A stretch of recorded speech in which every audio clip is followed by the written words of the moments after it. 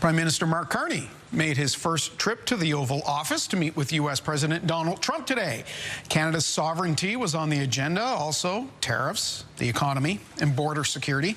CTV's Jesse Thomas joins us live in the newsroom to break down the meeting between the two. Jesse, this was a long-anticipated affair.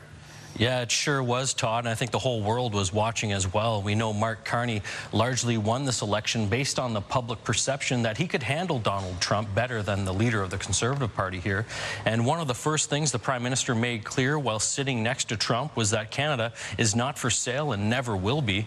While President Trump called the border an artificially drawn line, Carney shot down all the 51st state rhetoric diplomatically by complimenting President Trump in the process and drawing on the president's real estate background and strong business acumen. Now have a listen to how Carney put it, and then reaction from Dalhousie University international affairs expert Robert Hewish with his thoughts.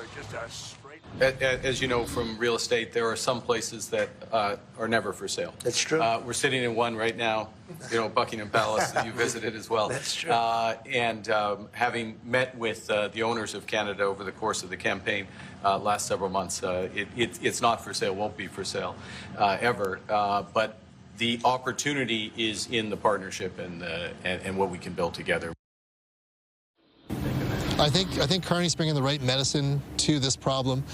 We've seen just so much tension, how many repeated visits by Justin Trudeau, his ministers, the premiers to trying to warm it over.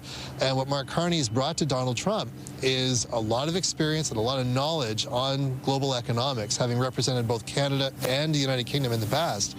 And he's also bringing a lot of allies with him, too.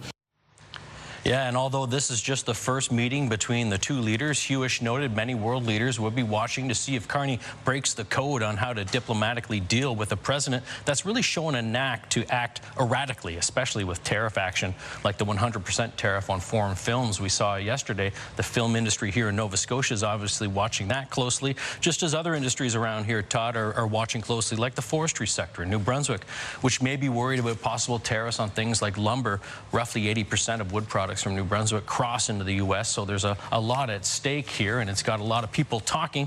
It's also the subject of tonight's CTV web poll.